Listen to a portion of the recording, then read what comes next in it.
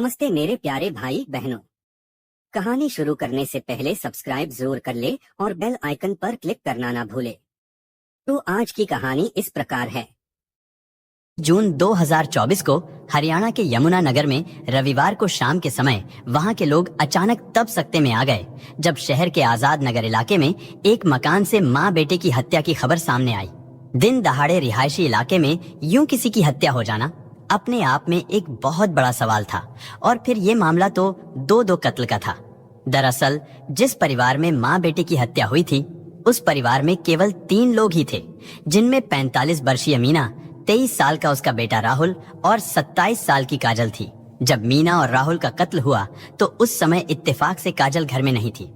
घटना के दौरान जिस तरह कातिलों ने घर के सारे सामान को बिखेर दिया था, उसे देखकर तो यही लग रहा था कि शायद उनका इरादा लूटपाट करने का था, जिसका विरोध करने पर उन्होंने मीना और उसके बेटे की हत्या कर दी। इसके बाद शाम करीब 4 बजे जब मीना की बेटी काजल वापस आई तो घर का मंजर देखकर उसके कदम ठिठक गए, क्योंकि घर का दरवाजा खुला हुआ था। लेकिन जैसे ही वो अंदर गई तो उसके होश खराब हो गए, क्योंकि सामने ही ड्राइंग रूम के फर्श पर उसके भाई राहुल की लाश पड़ी थी। पहले तो उसे समझ में ही नहीं आया कि अब वो करे तो क्या करे, लेकिन फिर वो हिम्मत जुटाकर अंदर के कमरे में गई। लेकिन वहां उसने जो कुछ देखा उसके बाद तो उसकी रही सही हिम्मत भी टूट गई, क्योंकि कमरे के अंदर बेड पर उसकी मां मीना की लाश पड़ी थी।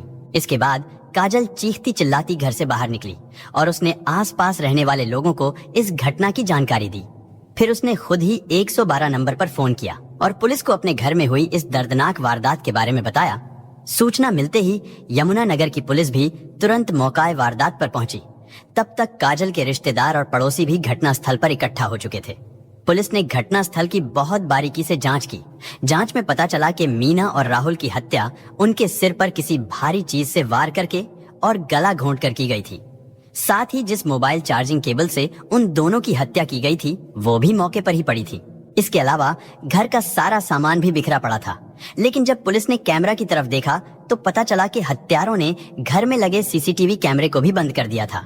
और पुलिस को ये बात बहुत अजीब लग रही थी, क्योंकि आमतौर पर बदमाश कैमरे में कैद होने से बचने के लिए सीसीटीवी कैमरों के साथ साथ उनकी डीवीआर भी उठाकर ले जाते हैं। लेकिन यहाँ पर कातिलों ने सीसीटीवी कैमरे का डीवीआर गायब करने के बजाय उसे स्विच ऑफ कर दिया था। सीसीटीवी कैमरे को बंद करना इसलिए भी अजीब लग रहा था क्योंकि इससे कैमरा बंद होने के पहले के फुटेज का कैमरे में कैद होना तो साफ था और इससे किसी भी लुटेरे या कातिल का पकड़ा जाना भी पक्का था। अगर देखा जाए तो इस हत्याकांड का कोई भी चश्मदीद नहीं था, लेकिन घर की इकलौती बेटी काजल मौके पर मौजूद थी, जिसने इन लाशों को पहली बार देखा था। ऐसे में पुलिस ने सबसे पहले काजल से ही पूछताछ शुरू की। काजल ने पुलिस को बताया कि वो दोपहर को ब्यूटी पार्लर गई थी और घर लौटते समय उसकी मां ने उसे मैसेज करके जूस के 2 पैकेट लाने के लिए कहा था। लेकिन जैसे ही वो जूस लेकर घर लौटी तो तब तक उसकी दुनिया ही उजड़ चुकी थी। उसकी मां और भाई का कत्ल हो चुका था। काजल के लाए हुए जूस के पैकेट भी घर में ही पड़े थे। साथ ही काजल ने उसकी मां के मोबाइल फोन से भेजा गया जूस लाने का मैसेज भी पुलिस को दिखाया और इसका मतलब ये था कि काजल बिल्कुल सच बोल रही थी। लेकिन पुलिस को जो बात खटक रही थी वो थी घर में लगे इकलौते सीसीटीवी कैमरे का बंद हो जाना। पुलिस ने जब कैमरे को लेकर काजल से सवाल पूछा तो उसने भी हैरानी जताई, क्योंकि काजल के पास भी इसका कोई जवाब नहीं था कि आखिर कैमरा किसने और क्यों बंद किया था। खैर, पुलिस ने इस मामले की जांच को आगे बढ़ाते हुए गली में लगे दूसरे सीसीटीवी कैमरों को खंगालना शुरू किया और इस कोशिश में पुलिस को 2 अजीब बातें पता चली। पुलिस को कैमरे में मुंह पर कपड़ा बांधे हुए सुबह के समय एक लड़का काजल के घर आता हुआ दिखाई दिया और फिर कुछ देर बाद वही लड़का घर से सामान लेकर बाहर जाता हुआ भी दिखाई दिया। लेकिन हैरानी की बात ये थी कि इस फुटेज के मुताबिक तो काजल खुद भी उस समय घर में ही मौजूद थी और फिर उस लड़के के घर से निकल जाने के बाद काजल भी घर से बाहर जाती हुई दिखाई दे रही थी। लेकिन अब सवाल ये था कि आखिर वो लड़का कौन था जो काजल के घर आया था, और इस लड़के के बारे में पूछे जाने पर काजल थोड़ी घबरा गई। पुलिस को घर का सीसीटीवी कैमरा बंद होने पर हैरानी तो थी ही, साथ ही लड़के के बारे में पूछने पर जब काजल नर्वस हो गई तो पुलिस के शक की सुई काजल की तरफ घूम गई। पुलिस ने जांच में पाया कि घर में लगे सीसीटीवी कैमरे को घटना वाले दिन सुबह ही बंद किया गया था, जबकि काजल के बयान के मुताबिक उस समय तक तो लुटेरों ने घर पर धावा भी नहीं बोला था और ना ही किसी का कत्ल हुआ था। और इसका मतलब था कि ये कैमरा घर के ही किसी व्यक्ति ने बंद किया था, जबकि काजल का कहना था कि वो दोपहर 2 बजे के आसपास घर से निकली थी और तब तक सब कुछ ठीक था और करीब 3 बजे तक वो घर वापस लौट आई थी। यानी काजल बता रही थी कि ये हत्या 2 से 3 बजे के बीच ही हुई थी। इधर पुलिस ने मीना और राहुल की लाशों को पोस्टमार्टम के लिए भिजवा दिया था, लेकिन जैसे ही पोस्टमार्टम रिपोर्ट सामने आई तो पुलिस को यकीन हो गया था कि अपनी माँ और भाई के कत्ल को लेकर काजल झूठ बोल रही है, क्योंकि पोस्टमार्टम करने वाले डॉक्टरों के मुताबिक उन दोनों की हत्या लाशों को पोस्टमार्टम के लिए लाए जाने से करीब 6 से 7 घंटे पहले हो चुकी थी, यानी सुबह 10 बजे के आसपास। और अगर इस हिसाब से देखा जाए तो इस वारदात के दौरान काजल घर में ही मौजूद थी। हमें एक्टिविटी पे शक था। जब पहले देखा तो लगता था कि लूट का मामला है, लेकिन जब पूछताछ की, सारी बातें सामने आई, कैमरे वगैरह देखे तो हमें प्रथम दृष्टि से ही ये लग गया था कि इन्होंने मर्डर किया है और कोई ना कोई गड़बड़ है इसमें। हालांकि पुलिस को काजल पर पहले भी थोड़ा शक था। जब पहले देखा था तो लग रहा था कि शायद ये लूट का मामला है, लेकिन जब पूछताछ में सारी बातें सामने आई और गली में लगे कैमरे को खंगाला गया, जिससे पुलिस को यकीन हो गया था कि कोई ना कोई गड़बड़ जरूर है, यानी इस हत्याकांड में काजल का ही हाथ है। इसके बाद पुलिस ने बिना देरी किए काजल को हिरासत में ले लिया। पुलिस ने उसका मोबाइल फोन भी अपने कब्जे में ले लिया और जांच के लिए उसकी कॉल डिटेल्स निकलवाई। साथ ही पुलिस ने काजल की मां और उसके भाई के मोबाइल फोन की लोकेशन की भी जांच की, लेकिन पुलिस ये देखकर हैरान रह गई कि दोपहर को जब उसकी मां के मोबाइल फोन से काजल के मोबाइल फोन पर जूस लाने का मैसेज भेजा गया था, तब उसकी मां का फोन उनके घर पर नहीं बल्कि काजल के पास ही था, क्योंकि उन दोनों के मोबाइल फोन की लोकेशन एक साथ ही थी और वो दोनों फोन घर से बाहर थे। यानी अब ये भी साफ हो गया था कि काजल के जूस लाने की कहानी भी झूठी और मनगढ़ंत थी और ये कहानी काजल ने पुलिस को गुमराह करने के लिए खुद घड़ी थी। उसने खुद को अपनी मां के मोबाइल फोन से ही झूठा मैसेज भी भेज दिया था और अब इतने सारे सबूतों के सामने आने के बाद पुलिस ने काजल को अरेस्ट कर लिया। इधर काजल के पास भी झूठ बोलने का और बचने का कोई रास्ता ही नहीं बचा था, लेकिन अब सवाल ये था कि काजल ने अपनी मां और छोटे भाई का कत्ल क्यों किया था।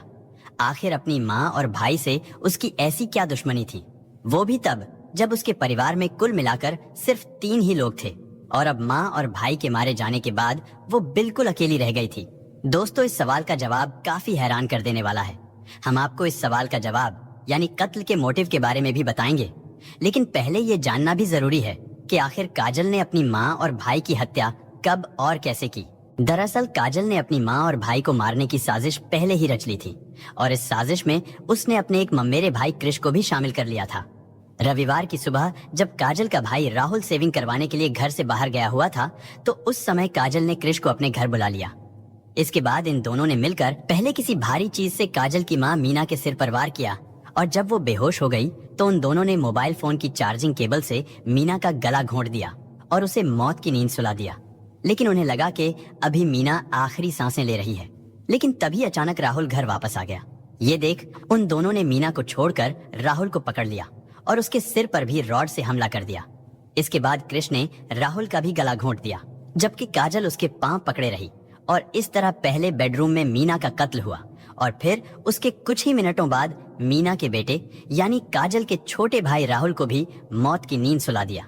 इसके बाद उन दोनों ने मिलकर इस घटना को लूटपाट का रूप देने के लिए घर का सारा सामान बिखेर दिया और कुछ सामान काजल ने अपने ममेरे भाई कृष को देकर घर से रवाना कर दिया ताकि मामला लूटपाट का लगे। इसलिए घर से कुछ कीमती चीजें भी गायब कर दी थीं। काजल ने प्लान के मुताबिक सुबह ही अपने घर में लगे सीसीटीवी कैमरे को स्विच ऑफ कर दिया था, लेकिन शायद वो ये भूल गई थी कि गली के दूसरे मकानों में लगे सीसीटीवी कैमरे ऑन हैं और उनमें भी इस हत्या के सबूत कैद हो सकते हैं। अपनी ही मां और भाई की हत्या के इल्जाम में पुलिस ने काजल को अरेस्ट कर लिया था, लेकिन उसके हाव भाव और रवैये को देखकर खुद पुलिस भी हैरान थी, क्योंकि दूसरी लड़कियों की तरह मां और भाई की मौत पर काजल को किसी ने एक बार भी रोते हुए नहीं देखा था और इससे भी ज्यादा ये कि वो पुलिस के सारे सवालों का जवाब पूरे कॉन्फिडेंस से देने की कोशिश कर रही थी।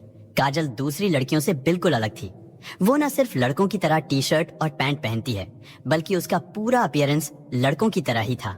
वो बातचीत भी लड़कों की तरह ही करती थी। ऐसे में पुलिस ने काजल को गिरफ्तार करने के साथ साथ उसके बारे में जानकारी भी जुटानी शुरू कर दी। पुलिस को पता चला कि काजल बचपन से ही लड़कों की तरह रहती है और घर में भी वो एक कमरे में अकेली रहती है। काजल की मौसी किरण ने पुलिस को बताया कि 27 वर्षीय काजल एक समलैंगिक लड़की है, जिसके चलते उसका अक्सर अपनी माँ और भाई के साथ विवाद होता रहता था। पुलिस को यह भी पता चला कि कुछ साल पहले काजल ने राहुल की शादी अपनी सहेली से करा दी थी, लेकिन रात में राहुल की पत्नी चुपके से काजल के कमरे में चली जाती थी। यानी राहुल की पत्नी से काजल की नजदीकियां ज्यादा थीं।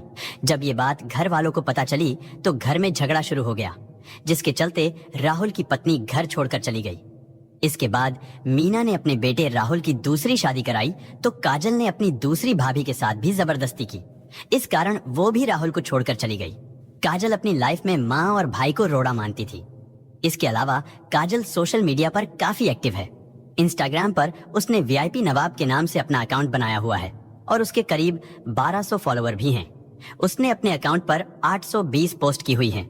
इसके अलावा उसने हाथ पर टैटू भी बनवाया हुआ है जिस पर नवाब लिखा हुआ है। काजल के बारे में सारी जानकारी जुटाने के बाद पुलिस ने इस बात का भी पता लगाया कि आखिर इस हत्याकांड में काजल का ममेरा भाई कृष क्यों शामिल था।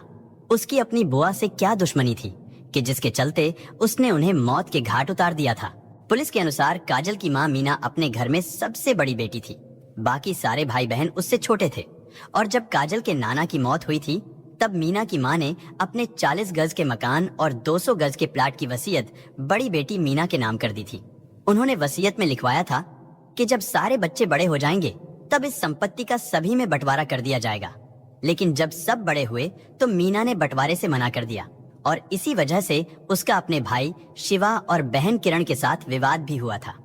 इधर पिता की मौत के बाद कृष को भी लग रहा था कि कहीं अब उसे घर से भी बेदखल ना होना पड़े, इसीलिए उसने 2.5 महीने पहले अपनी बुआ की लड़की काजल से दोस्ती कर ली। इसके बाद उन दोनों के बीच ये तय हुआ कि अगर मीना और राहुल को रास्ते से हटा दिया जाए तो 58 गज का पूरा मकान काजल का हो जाएगा, जबकि कृष को 40 गज का मकान और 200 गज का प्लाट मिल जाएगा।